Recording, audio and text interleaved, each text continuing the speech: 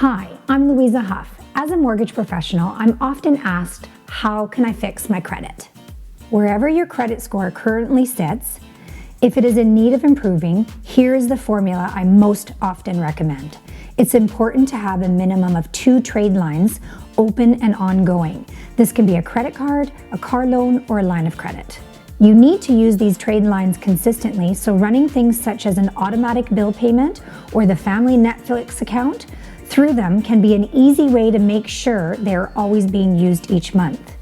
When you receive your monthly statement, it is very important to make your payments on time, factoring in delays for online banking. Also, you want to never go above 80% of the available credit you have. So if you have a credit card with a limit of $1,000, you never want your balance to be above $800.